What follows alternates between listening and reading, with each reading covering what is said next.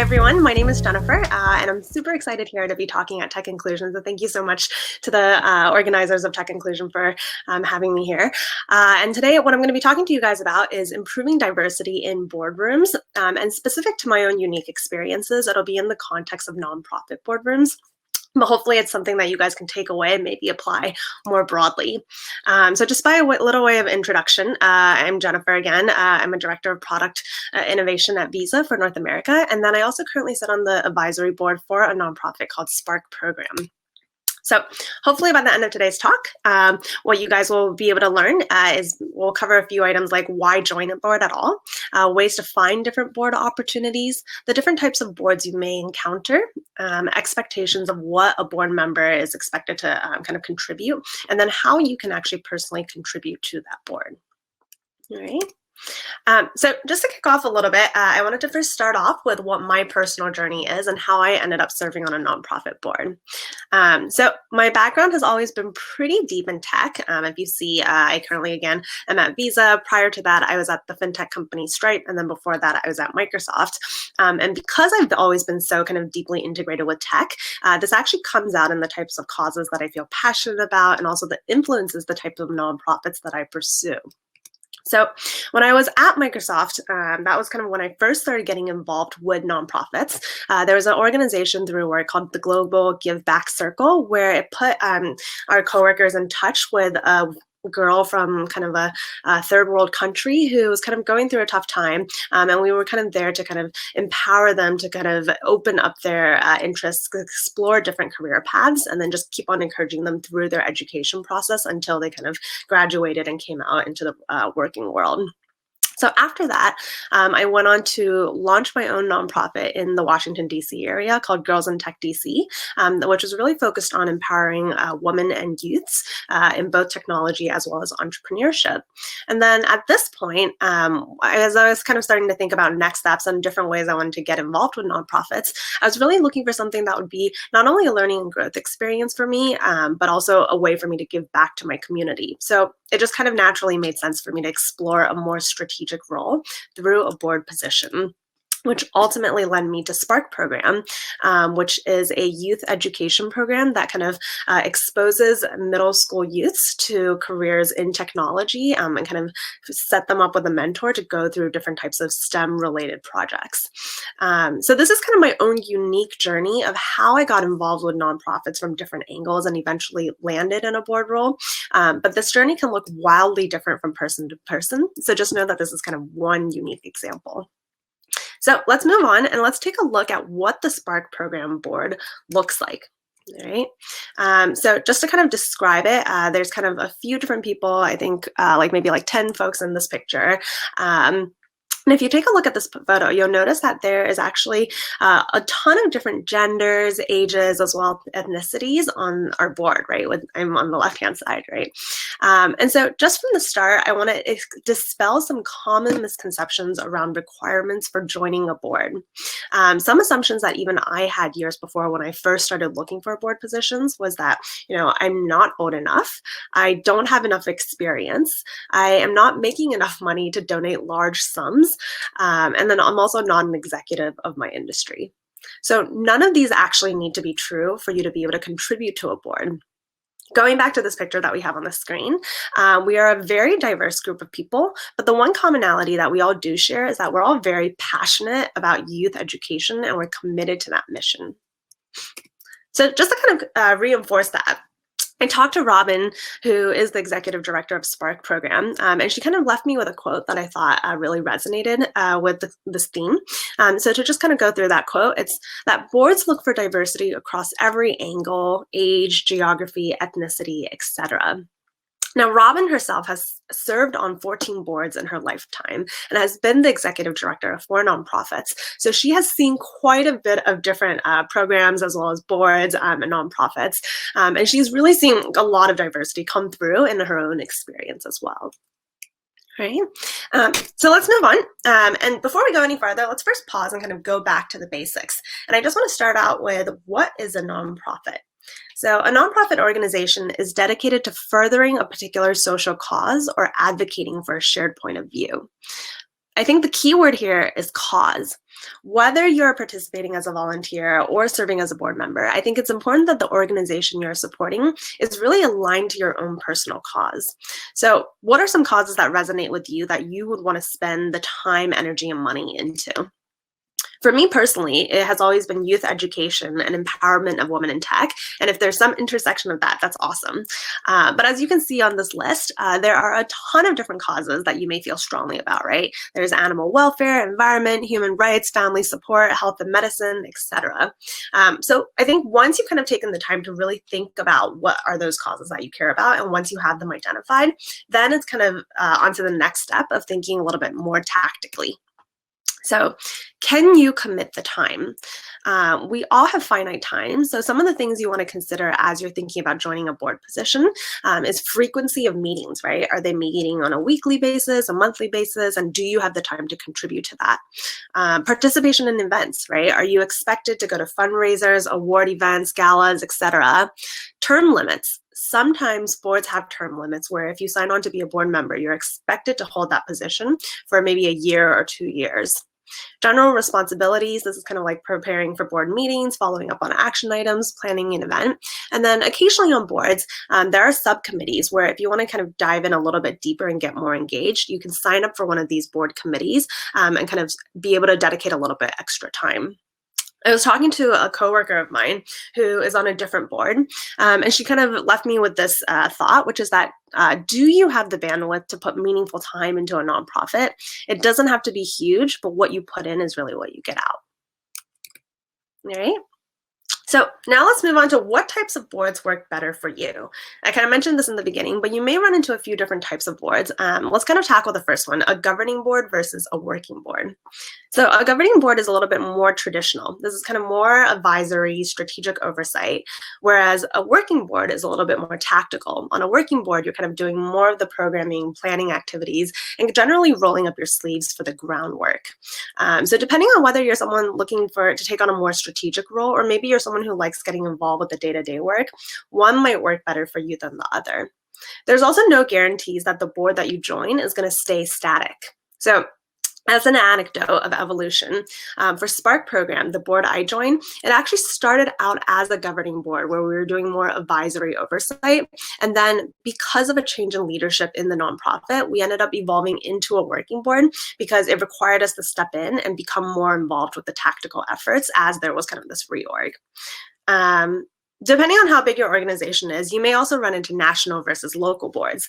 National, again, this is kind of more broader oversight. You're more kind of focused on coordinating across several regions, whereas local, this is maybe if you prefer to be a little bit more plugged into your local community and closer to the regional staff and users that the nonprofit serves. All right. So next, let's talk about what are your goals for serving on a board? Be honest with yourself, right? Is it to make a difference, right? You want to give back to your community or support a cause.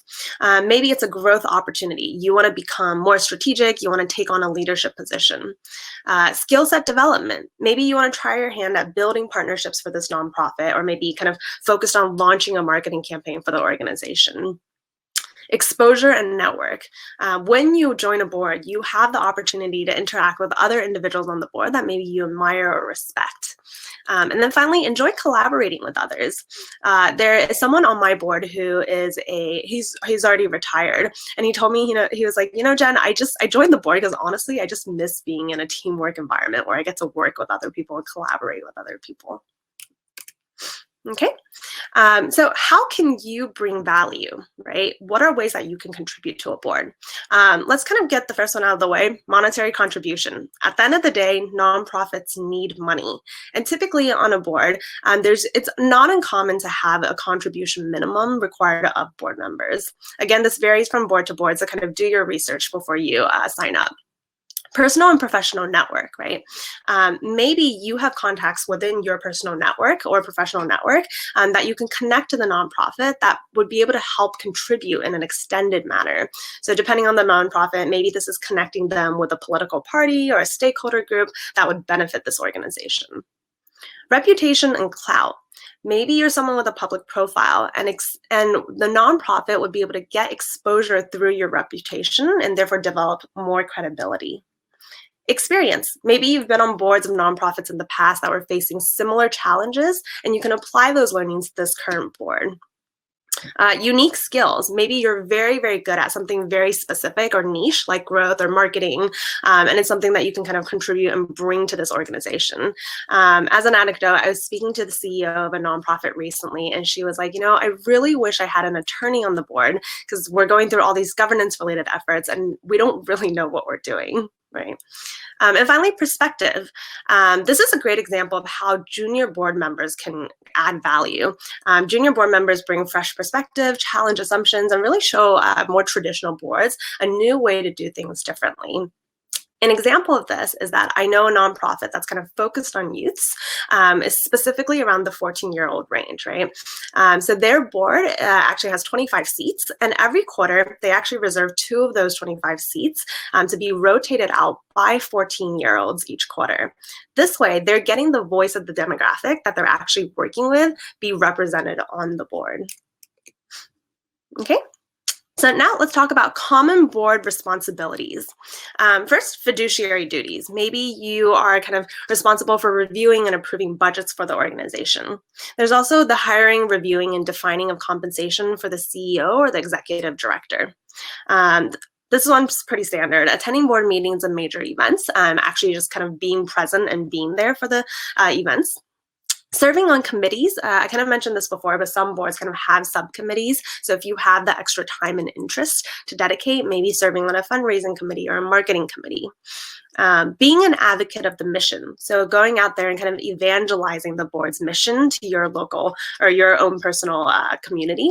And then also recruiting new members. If you know of anyone who has similar passions and time to dedicate, maybe bringing them into the board as to kind of help move the board forward.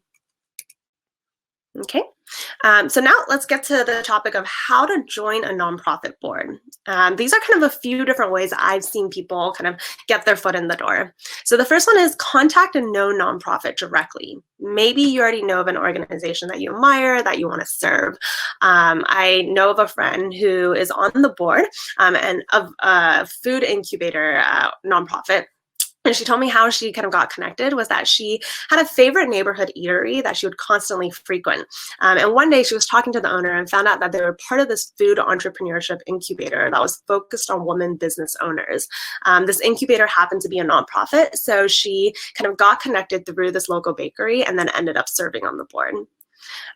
So research online. This is honestly how I did it. I kind of went through this process that I've been describing in this talk, which is I identified my causes and then kind of thought about like my time and contribution availability. And then based on that, I went out, kind of did my own research online, reached out to different nonprofits and just had conversations. Board match events. So these are pretty fun and probably something post-COVID that you guys can look into. But there are board match events, which is basically almost kind of like a board career fair. Nonprofits get brought in who are actively seeking board members, and then folks who are seeking board positions all kind of come together, and it's almost kind of like a speed dating event. And then transitioning within a nonprofit. I've seen a few instances of this with my own nonprofit where maybe someone who is a staff or a volunteer is just so engaged with the nonprofit. Eventually, either we ask them to kind of transition onto the board or they express the desire and we kind of take them through the process. And then finally, contact your network. So take a look at your LinkedIn, your friends, your coworkers, your alumni associations. Maybe someone you already know who is in your network is already connected through a board, and maybe they're actively looking to bring people on. Reach out to them and see if they're open to chatting. All right. So once you've kind of identified a board, maybe you're in the process of talking to them, I would say the next step is just do your research, right? A few of the questions that I think about before kind of signing on for a board is, what is the mission of the nonprofit? And again, does it align to my own personal passions and causes, right? What is the financial condition of the nonprofit? If they're struggling, are you actually able to make a difference and help, right? Who are the other board members, and are you excited to work with them? What is the rate of board turnover? This may be a good indication of if something is happening behind the scenes that you might want to dig deeper into. How does the board work with the executive director, with the staff? Is it kind of deeply engaged, or is there kind of more siloed experience? And what is it that you're looking for, right? Can I observe a board meeting? This is something that I did myself. So before signing up for the board for Spark program, I had actually requested if I could sit in on a few of the board meetings, just kind of see what were the things that they talked about and how they were getting involved with the nonprofit. And then finally, what are the highest priorities in the next few months? By asking this question, it kind of gives you an indicator of possibly what you would be working on as soon as you join. All right. So finally, just to kind of wrap it up, just go back to a little bit of what my experience looks like. I can talk pretty openly about what I've gotten from my experience of serving on the Spark program board, and that is personal growth and development. I felt like I've been kind of stretched in a more strategic way that I haven't been in kind of my previous involvements with nonprofits. Fulfillment outside of my day job, I do a very corporate day job and it's just nice for me to kind of take my mind out of that mindset and kind of put it in a different context where I'm working towards something that I'm passionate about. Engaging events and activities that are for a good cause. I love a well-planned, fun event that I can bring all of my friends to, but I still know that I'm like kind of working towards some greater good. And then also just a great group of friends. So like even with everyone on the board, even though we are from so many different backgrounds, genders, ages, ethnicities, regularly I still contact them outside of work and still hang out with them because I honestly feel like we've developed quite a bit of friendship and rapport across the group. All right. And so I think that's it for my talk. Thank you guys so much for attending. And if you guys have any questions, feel free to reach out, get connected. Happy to answer any questions. Awesome. Thanks, Jennifer.